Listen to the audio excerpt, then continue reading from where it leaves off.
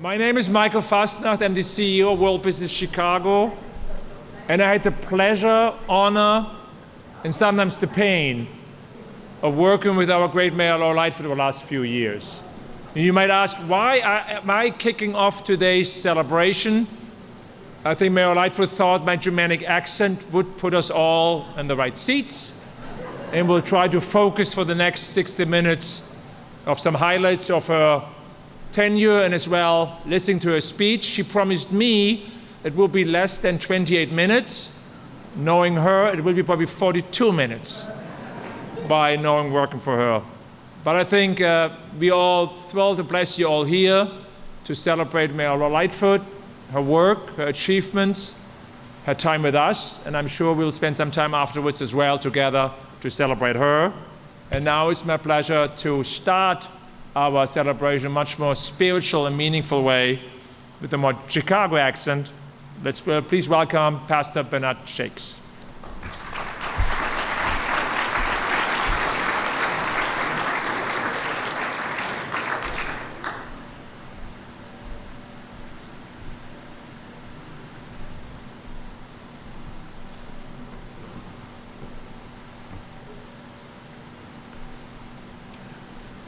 I invite you to pray with me.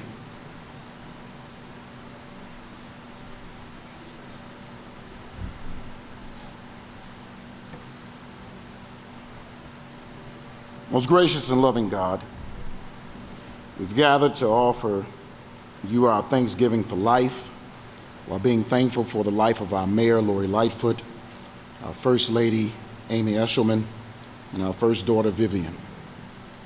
In your graciousness, you gave us a mayor, O God, who led our city with conviction, refusing to support the decades of inequalities levied upon the backs of the underserved, with determination, unashamedly challenging systems of injustice to create positive change to broken systems. You gave us a mayor with imagination, seeing what Chicago could be if all of her citizens were afforded the same rights and privileges as those in other communities. You gave us a mayor who led our city with innovation, creating new ideas that would make Chicago a first-class city for all and not some, and consideration, bearing in mind that a person is made whole when their mental and physical well-being are secure. Gracious God, you gave us Mayor Lori Lightfoot during a time that only you'd know that was coming, and you gave her to us because you knew that she could navigate through those most challenging and uncertain times. And now we're nearing the end of her tenure. And although the end is associated with the conclusion, your Holy Scripture reminds us that better is the end of a thing than the beginning. It's better not because it's the end, but it's the sign of a new beginning. As Mayor Lightfoot and her family prepare to engage in their new beginning, we pray that your grace keeps her, your mercy covers her, and your love protects her. We pray that her work and witness continue to shine through legislation and the people her policies and practical have impacted most. We pray that her legacy of conviction, determination, imagination, innovation, and consideration lives far beyond her life and finds full maturation in generations to come. Oh God, as you were with Moses, be with our mayor. Continue empowering her to work for those whose voices will never be heard in the city council chambers or the 5th floor of City Hall. Continue to empower her to be a shining light in dark places. Continue empowering her to be a loving spouse and parent. Let your grace and love fall on her like gentle breezes, giving her inner strength and peace for the days ahead. And although our mayor is prepared to say farewell, we ask that you'd remind her of the words of the songwriter who penned, "If I can help somebody as I pass along, if I can cheer somebody with a word or song, if I can show somebody how they're traveling wrong, then my living shall not be in vain." Our precious God, in your graciousness, remind Mayor Lightfoot that her living as mayor has not been in vain. When other attempts to share and shape her legacy as a speed bump in Chicago's history, remind her that her living as mayor was not in vain. When others try to reshape her narrative, remind her that her living as mayor was not in vain. Again, we thank you, O God, for the gift of our mayor. And we pray for your continued blessings on her life. Amen.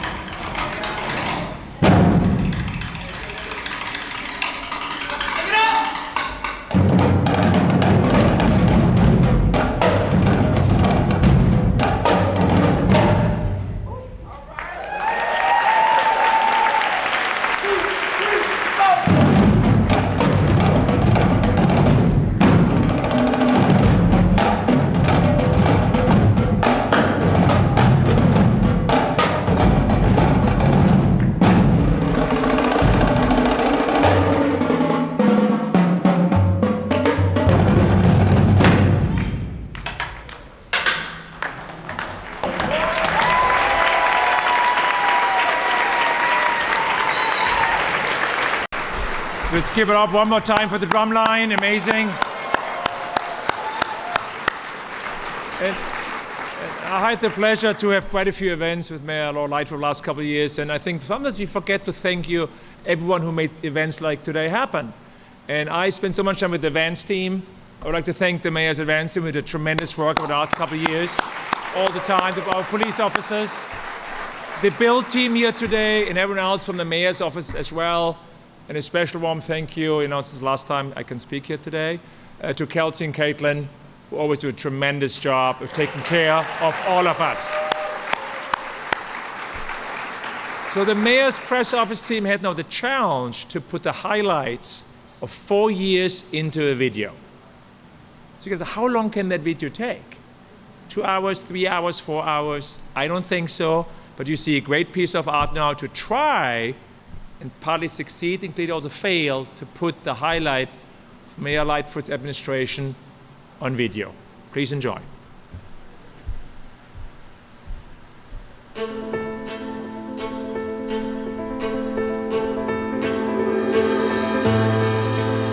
I'm a different kind of person. The freedom that I have, having not come up through the democratic machine, is that I can do things my way because I am only beholden to the voters. Ladies and gentlemen, Mayor-elect of the City of Chicago, Lori E. Lightfoot. Don't ask what the world needs. Ask what makes you come alive and go do it. Because what the world needs are people who have come alive. Pushing norms and challenging the status quo, that's exciting to me. It's the time for a new era of trust between the people of Chicago and the government that serves them. We've got to do better by our people. We've got to show people in every neighborhood that they matter. A city that holds equity and inclusion as our guiding principles. That's my Chicago dream. Mayor Lightfoot took many bold actions to alleviate economic hardships facing Chicago residents. So she created the first ever income-based debt relief programs for water, sewer, and auto-related debt, and eliminated late fees at libraries. Alongside partners, she also raised the minimum wage and expanded the Fair Work Week ordinance to improve workplace conditions. It's something I feel very strongly about. My mom worked a series of low-wage jobs, not having a predictable schedule, so I know what that feels like. And crafting a solution is going to be challenging, but the answer isn't no. The answer is, how do we partner and work together to find some common ground? For years, they've said Chicago ain't ready for reform.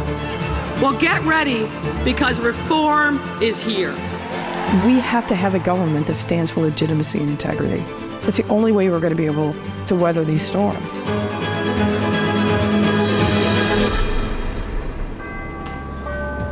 Doors closing. Your attention, please. Please follow public health guidelines during the COVID-19 pandemic. Protect essential workers and our staff. This is affecting absolutely everybody. I will forever be grateful for Mayor Lightfoot's leadership during COVID here in Chicago. We really came together as a city to fight this common enemy, and I think that was in no small part due to her leadership. 40,000 hospitalizations will break our healthcare system. Stay home. Stay home. Stay home. Save lives. Think not just about the direct impacts of COVID, but the indirect impacts. The mayor was very, very thoughtful about making sure the small business community in Chicago survived. We provided well over $100 million of support in grants and loans to our small business community, which is more than the other big cities in the country combined.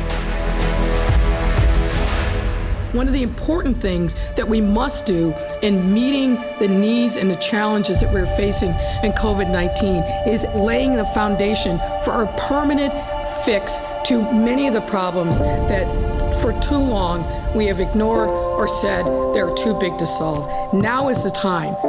There's a long history of disinvestment in particular parts of Chicago, and I think that this administration has worked hard, particularly during the COVID response, to reverse some of that very long history. I don't think it's any secret that poverty is extremely concentrated to certain parts of the city. I think that the mayor has put policies in place that will fix that. Our neighborhoods have been neglected for too long. I came in the door talking about equity and inclusion. It's meaningless if it doesn't have concrete ways in which people can see, feel, and touch it. This is the first time in our city's history that a mayor believed in Latino and minority and Black and brown leadership. I remember where we were before this, and I finally feel that there is an open line of communication between the city in general and the community. What we're really talking about is changing the way we do business by asking constantly who is not getting served and what can we be doing to ensure that these populations get to the same results that we all desire. All of our departments are working for the residents of this city. You can't go in the community and think you know. You have to go in the community and listen to what the people who are here know. We have a voice in what's happening in our communities. This is the way to do it, for us and by us. We can see change happening in Chicago. Being able to actually show compelling visual signs of progress in these communities is really giving people a sense that hope and progress is possible. We're going to see a transformed city because of seeds that have been planted today. I think once we see the impact of the investments that have been made, Chicagoans will start to see the benefit of the work that we've done. And that's ultimately what fiscal stability and discipline pays for. It pays for city investments. And Mayor Lightfoot has demonstrated enormous fiscal discipline for the last 4 years, which has created a lot of fiscal stability for the city of Chicago. We've secured 13 rating upgrades over the last 8 months, with 3 positive outlooks, which effectively means that the city of Chicago should see a rating upgrade in 2023 and 2024. Chicago is not where my story began, but from the moment that I arrived in Hyde Park to attend law school and begin my career, this is the city where I belonged. This city has given me such opportunity. It's been a city of hope. And I make one solemn promise to the generations who came before us and to the generations yet to come. We will continue to build this great city and leave it better, stronger, fairer, or more prosperous than when we found it. The challenges we face today did not arise overnight, and they will not be solved overnight. Our challenges can only be solved if we face them together. We cannot fail. We will not fail. We are Chicago.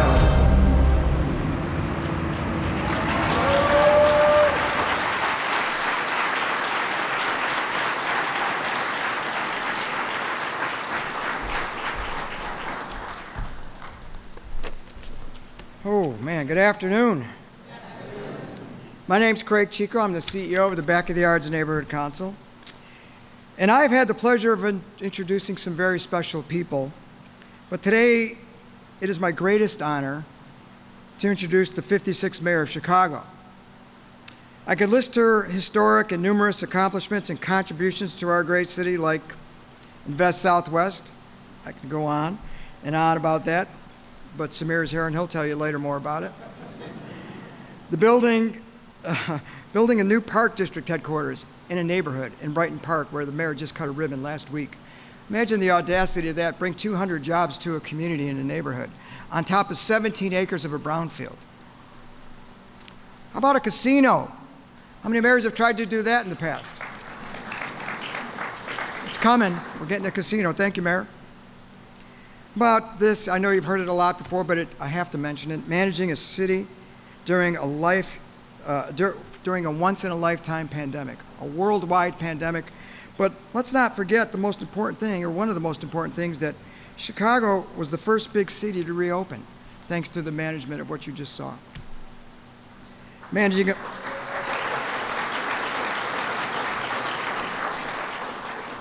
us through the nationwide challenges of civil unrest.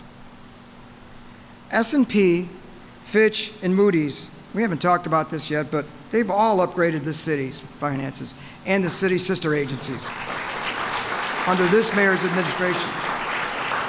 The city's minimum wage rose to $15.40 an hour, legislation this mayor championed.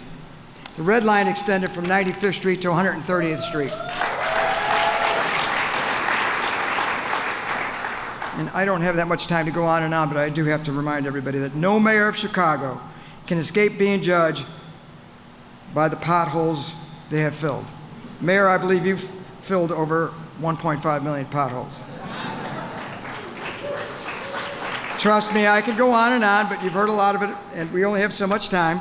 So I'd like to spend the rest of my time sharing some of the personal experiences I've had with this mayor. I knew this mayor liked me when she yelled at me.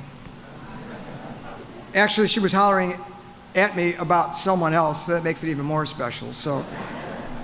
But actually, in reality, I met her when she was a partner at Mayor Brown. and she chaired the Police Accountability Task Force, a very difficult task with some difficult people, but she did it brilliantly, and I was instantly impressed. We met again several times during the campaign in 2018 and 2019. And for those of you who don't know, campaigns can cause a lot of awkward times and a lot of uncomfortable moments. But there was always a genuine, warm, and maybe a bit wry smile, but it was always heartfelt. Maybe that was just for me, but she gave it to everybody. She came to a Mother's March in the back of the yards at Precious Blood Ministries of Reconciliation as a candidate. You know, when there's 14 people running for office and you're not the front runner, you say yes to a lot of things. This was a small event, one a mayor wouldn't likely attend, but after she became mayor, she returned the next year because she said she enjoyed the experience, and she told the people, I'll be back, and she was.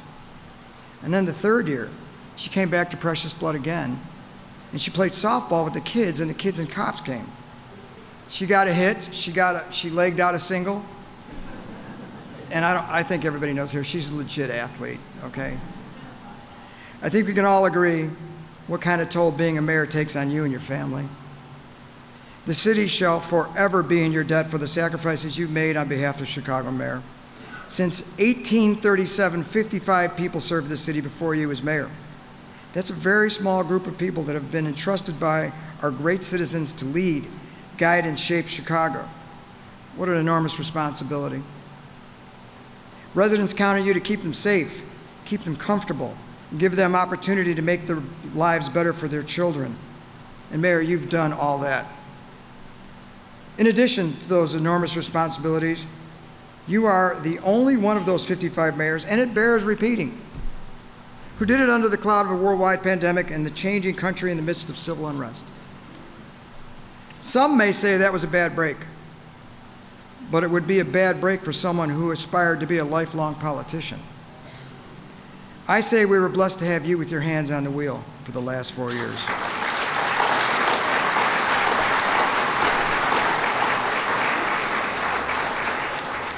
We were blessed to have you with your hands on the wheel for the last 4 years because that's when Chicago needed you most.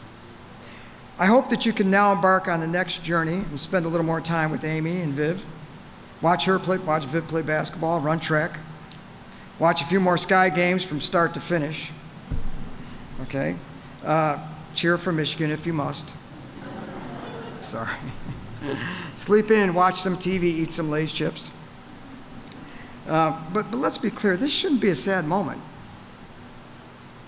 but an opportunity to watch the fruits of your labor, your legacy, if you will, unfold over the next years, decades, and generations.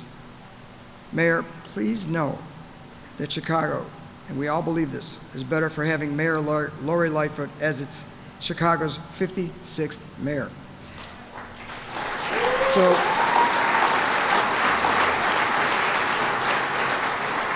now let's get on with it. We all know why we're here. Would you please help me with all the enthusiasm you can muster in welcoming Mayor Lori Lightfoot.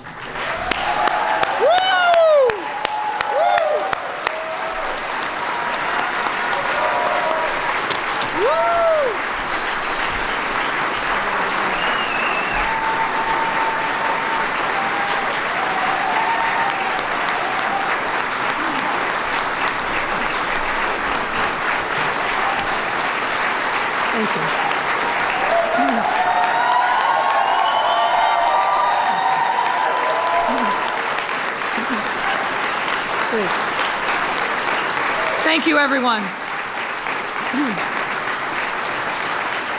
Thank you. Please take your seats. We are here, my dear friends and colleagues, for a moment of triumph and celebration. A time of reflection, to be sure, but also a time to revel in the present and look to the future just over the horizon. The mandate that I was given 4 years ago was to break up the status quo that failed our residents for far too long and to chart a new path, a new compact between the government and the governed. And that's what we did. We did it despite facing epic challenges of historic budget deficits, a global pandemic, the likes of which we had not seen in 100 years, a massive economic meltdown, civic unrest, and escalating violence following the murder of George Floyd. I sincerely mean what I said. Looking back, we have a lot to celebrate. To be clear, all of these challenges, many of them coming within a few months of each other, which resonated deeply, profoundly, tested us, and tested me personally in monumental ways. We all know the phrase attributed to the German philosopher Nietzsche, "What doesn't break you makes you stronger." We all could likely write a thesis on the many ways in which that observation has proven true, especially over these last 4 years. There were certainly times when the sheer number of challenges mounted on top of each other brought me to my knees. You see, when you literally look death in the eye, as I had to, and realize that the decisions that you make in the midst of a crisis will impact who lives, who dies, what businesses survive, which fail, and who has income and who doesn't, all of which were served up on my plate over and over again. These challenges push me closer to my faith, and through it all, I believe, made me a better leader. A battle-tested leader, to be sure, but I also hope and believe that it made me a better person. I wrapped myself up in resiliency, the resiliency that I saw over and over again all across Chicago. Resiliency in people facing incredible tragedy, like victims and survivors of gun violence. Resiliency in people who face a lifetime of roadblocks and wrong turns, like people living in neighborhoods that have been deprived of needed resources for as long as people have memory. Resiliency in the face of many Chicagoans to this day, and certainly through our darkest moments, who thank me for my service. My heart swells every time I hear it, and it propels me forward. I resolved that if these Chicagoans had faith and hope for a better tomorrow, I would draw my inspiration from them. How could I not? Lots of time and energy and ink has been spilt by the pundits and the media, obsessing about what four-letter word the mean can't get along with anyone mayor allegedly said. And let me tell you, my friends, the four-letter word that propelled me forward every single day of this incredible journey, one that I intoned every time that I needed to rise above the noise and the despair.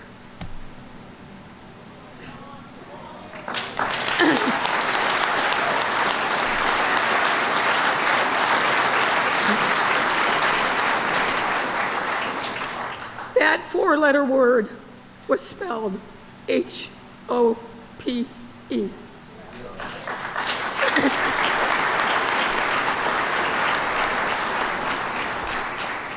Hope.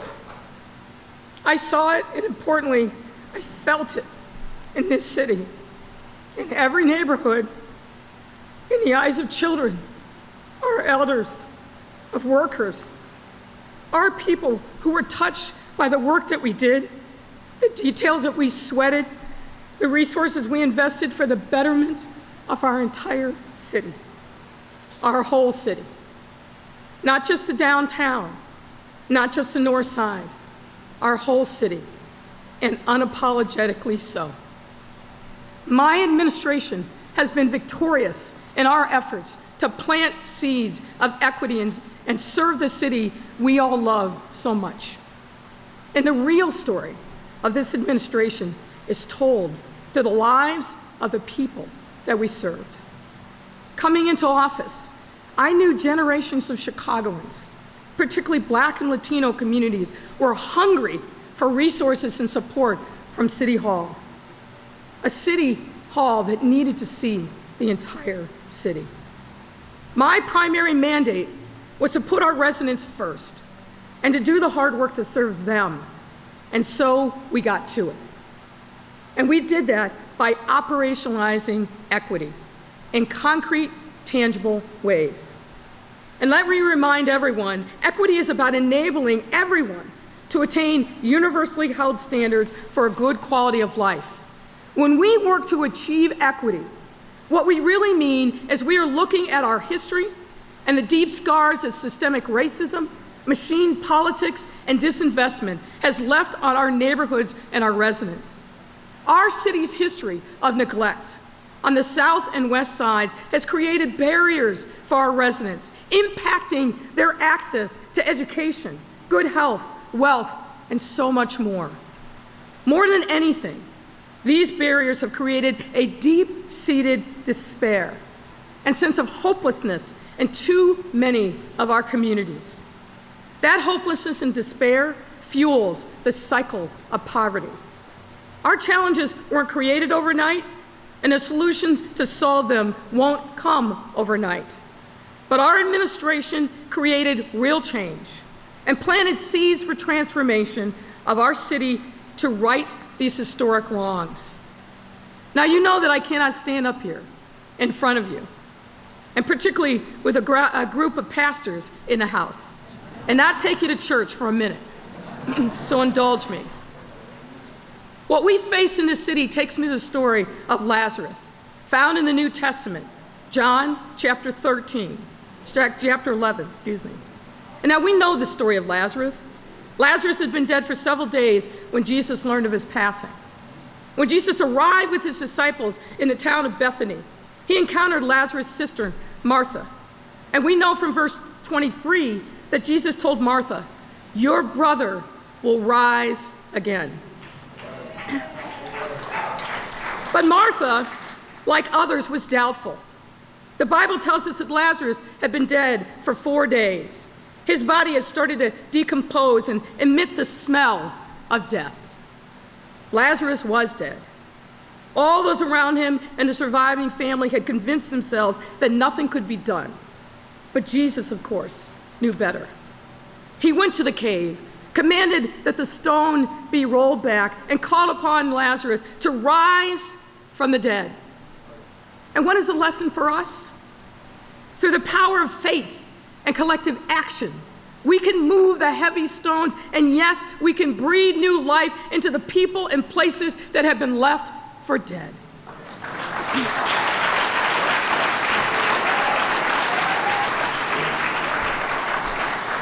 We have shown business and philanthropy that our neighborhoods cannot and should not be left for dead. That there are customers with buying power, and importantly, people of goodwill all around who have been toiling block by block for decades but need some extra support. No matter how hopeless we may feel at times, or how seemingly steep the mountain of challenges appears, using our collective power and our faith in the possible, we can work miracles, and we can give our communities new life. These are not just words. We prove that over and over again these last 4 years. Let's start with the pandemic. This once-in-a-lifetime global public health crisis absolutely humbled us and forced us to look humanity squarely in the eyes. I still remember the surreal feeling of learning about the city's first COVID case. I will never forget the daily vigil of watching the deadly contagion sweep across Asia to Europe and then to our coast. Its presence here in Chicago was inevitable, but that first case notification made time stand still for me, just for a moment. We faced unprecedented challenges over and over again that we exhausted our vocabulary to describe the enormity of the moment. The enormous historical disparities laid bare by the pandemic were flashing like neon signs. We had a lot of heartbreaking decisions to make throughout the pandemic that required selflessness and service from all leaders, essential workers, and really every single Chicagoan. We understood the gravity of shutting down and shifting our economy, but we knew that our most important priority must always be keeping people safe. With the wisdom and guidance of CDPH Commissioner Dr. Allison Arwady, who's with us here today. Stand up, Allison.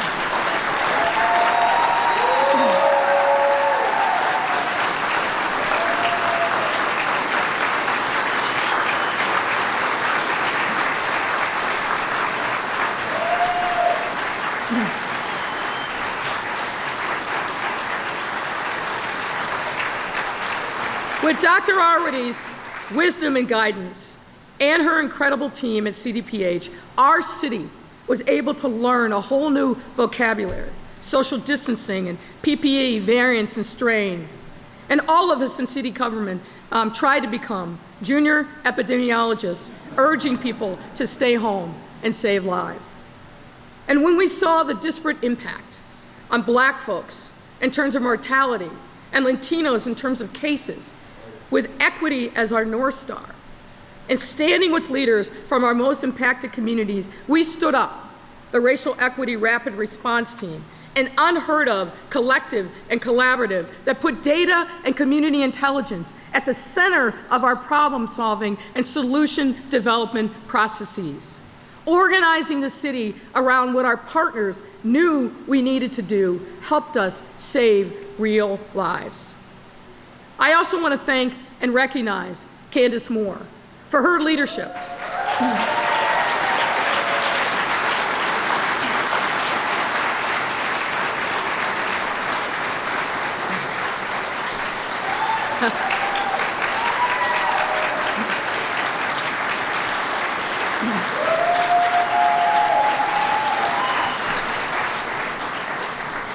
I want to thank Candace Moore for her leadership of those efforts and for her tireless work as the city's first ever Chief Equity Officer to change the way that the city does business so that we can ensure that everyone achieves the highest and best outcomes. We led our city through the shelter-in-place order, and when the time was right, we became the first big city in the nation to open safely. We had a solemn obligation and a dire urgency to save people's lives by getting to the root causes of inequity. And we took on the seemingly intractable, generations in the making problems that had shackled and laid low too many generations of Chicagoans.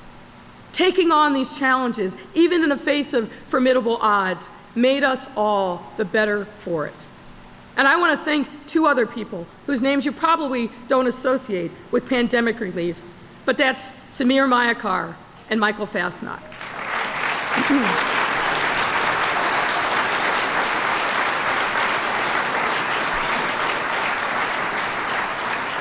Of course, you know that both of these incredible leaders are responsible for fueling our incredible economic recovery. During COVID, Samir brought in the best consulting talent to help us understand the here and now and what the future would hold regarding this pandemic. Samir was also instrumental in setting up the temporary hospital at McCormick Place, and I think slept overnight there many days while it was in formation. So thank you, Samir, for your service.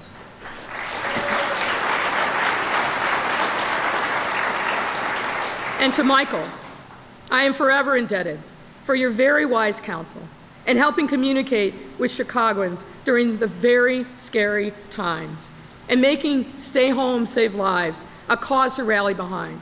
Thank you for your service.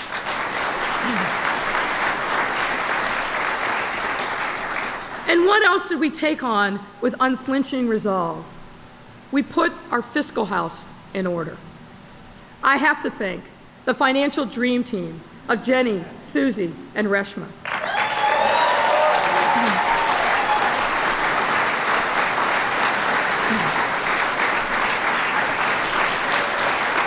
Oh, stand up, stand up. Come on.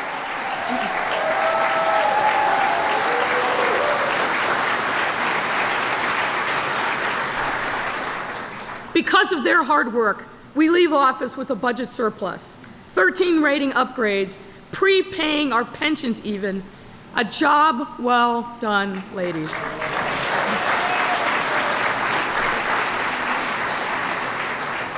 And they taught me this. When we put our fiscal house in order, we have the resources we need to make powerful, transformative investments. This administration planted seeds for transformation in the form of concrete buildings, economic assistance, and expanded services.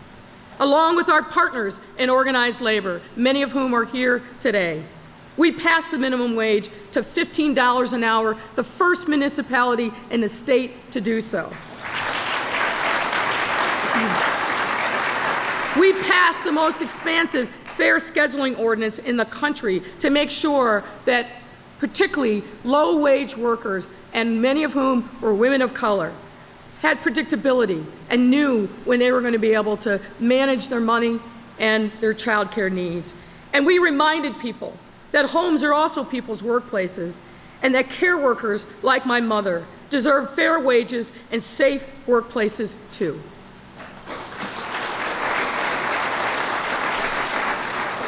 And we began reforming the regressive fines and fees that kept working Chicagoans in a spiral of debt. And that was just in the first year, ladies and gentlemen. We were also able to increase the city's mental health budget by more than 7-fold, from a mere $12 million when we started to $89 million, providing mental health services in every single one of our 77 neighborhoods. Thank you again to Dr. Arwady, but a special thanks to Matt Richards and his team at CDPH. And because of the leadership of Marissa Navarro and her team at the Department of Housing, we made the single largest investment in affordable housing at $1 billion in the city's history.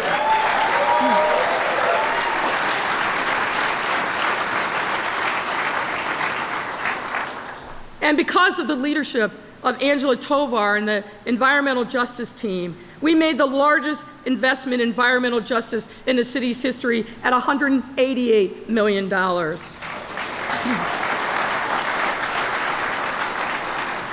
And as if there was any doubt, I will never stop telling the story of how we were able to marshal public, private, and philanthropic dollars to the tune of $2.2 billion in commitments to our South and West Side neighborhoods.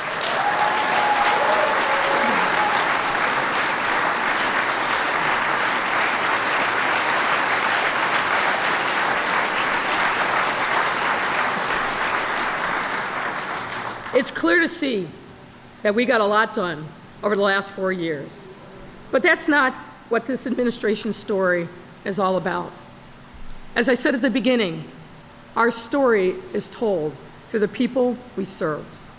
Our story is told through residents like Valerie from Auburn Gresham, one of thousands of Chicagoans who struggled to pay her debts, and particularly her water bill. Rather than cut off residents' access to a resource as precious and vital as water, through our utility billing relief program, Valerie was one of 20,000 households under our administration that received relief totaling $33 million and counting.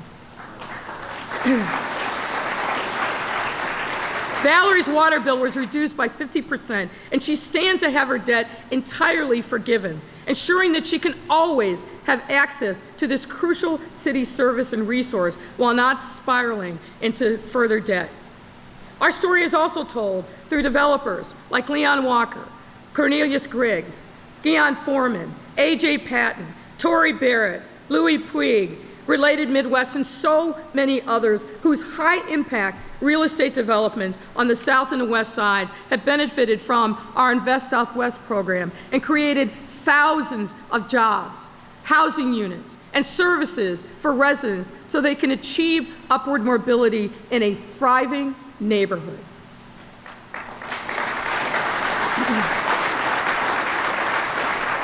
Our story is told through local business owners like Cecilia Cuff and Eric Williams, the co-owners of the Bronzeville Winery, who received a $250,000 neighborhood opportunity grant to help launch the business.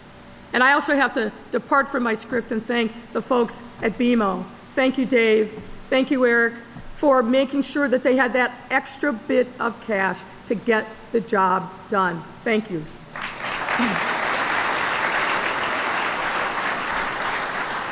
After 1 year in business, Brownsville Winery is flourishing, not only offering Bronzeville a great dining option, but also serving as a cultural incubator and bringing the community together. Cecilia and Eric are a shining example of what is possible when we empower residents to open businesses wherever they are and whoever they are when they choose. Our commitment to holistically addressing public safety is demonstrated through city leaders like Willette Benford, who I appointed to be our first ever Director of Reentry Services, and to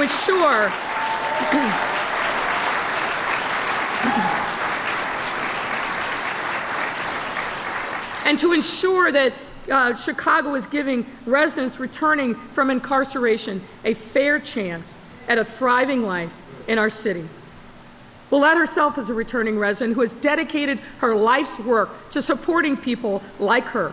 And through this place of lived experience, she helped make Chicago a national leader in supporting returning residents. And you've heard me say this before, you can't talk about public safety without creating a pathway for those who are coming home to have fulfilled, legitimate lives in our society. We can't continue to perpetuate the permanent punishment cycle. Our story is told by residents like Aaron from South Shore, who battled with depression. And when he got to a point where he needed critical intervention and support the most, CDPH met him where he was and connected him with mental health care resources. And now through CDPH's mental health awareness campaign called Unspoken, Aaron and others like him can share their stories, helping Chicagoans not feel alone and know where to go when they need help. Our story can be told by the recipients of our Climate Infrastructure Fund grant that went to organizations like Plant Chicago, helping them to renovate a 115-year-old former firehouse into a community hub that will promote sustainability and efficiency in East Garfield Park. Sometimes we'd plant a seed and a bountiful harvest would grow. You might not have eaten from that harvest, but it fed and nourished someone. It might have fed someone who hadn't seen a harvest in a long, long time. And that's what this administration has been about, planting seeds of hope for transforming our future. When we empower the residents who have never had a voice or a seat at the table before and give them an opportunity to grow, these are the kind of amazing results we get. This is a lasting impact of our equitable policies and priorities we have created for our residents, businesses, and our neighborhoods. They say that history is written by the victors. And I'm here to tell you, ladies and gentlemen, all of us, individually and collectively, are the victors.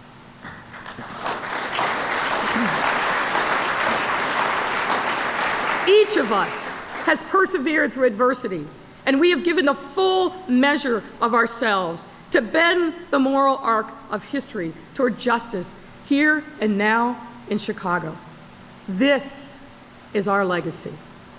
And I think, considering recent events, Chicago is going to stay in this lane of progress for a long time. I'm more optimistic about our city's future than ever. I'm optimistic because of the work my administration has done to make transformative investments in our neighborhoods and our residents. And I'm optimistic because over the last 4 years, we did everything that we could to maintain and further Chicago's status as a global, thriving, and welcoming city. But I'm also optimistic about the future of this great city because of you and Chicagoans like you.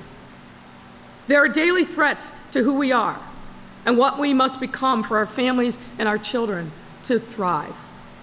But we have faced and vanquished those threats over and over again because that's what the moment demanded. Our residents have inspired me every day. On the days when I was weary and my spirit was low, meeting residents and learning about their hopes and dreams motivated me to keep my head up and to keep working. Time and again, I've seen residents and neighbors contribute to their communities in amazing ways. And I'll say to the media, tell those stories of Chicago. They exist, they're there, tell them. I've seen community leaders who have been serving for generations work with such determination and conviction to bring their vision to life, no matter how long the road ahead. And to borrow a phrase from a friend, these aren't Johnny-come-latelys. These are people who are deeply embedded in their communities and love them through thick and thin.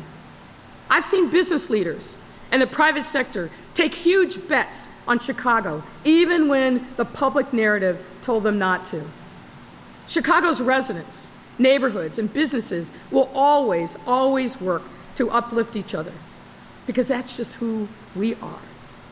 When a great fire lays our city to ashes and rubble, we build a sturdier, stronger city. When the brutal winters chill us to the bone, we put on another layer and we forge ahead, dreaming of spring and summer, but never stopping even in the face of nature's tempest. When city government and the private sector disinvest in our neighborhoods for decades, we call upon leaders to step forward and steer the ship in another direction. Every resident from every neighborhood wants the same things for our city. They want to feel safe in their homes and their communities. They want to have every opportunity to lead happy, prosperous lives, and that they want those opportunities available at their fingertips. And they want to see their beloved hometown, the third largest and #1 greatest city in the country, succeed. Regardless of who comes and goes on the 5th floor, Chicago is going to continue working together to achieve the city that we all want to work and live in. My friends, it's been the honor of a lifetime and a privilege to do this work with you these last 4 years.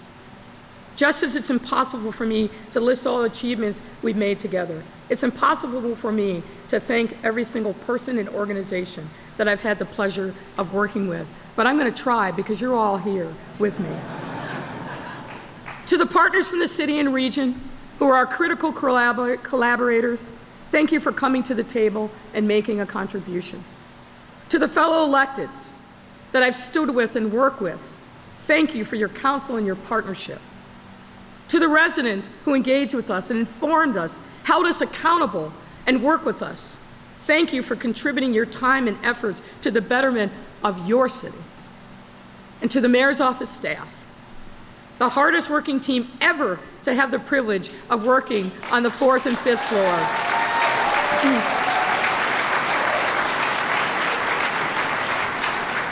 And to my gifted, smart, and hardworking cabinet, led by the greatest chief of staff, Sybil Madison.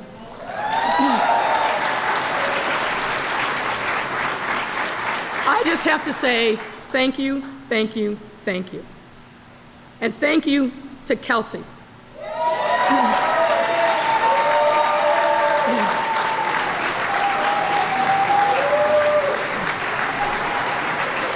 She's hiding in the corner. Thank you to Kelsey for everything. And I also extend thanks to the city employees across our city. I cannot thank you enough for your tireless commitment and hard work these last 4 years to leave an incredible, indelible impact on our city. The great poet, James Weldon Johnson, penned a poem that has now become known as the Black National Anthem.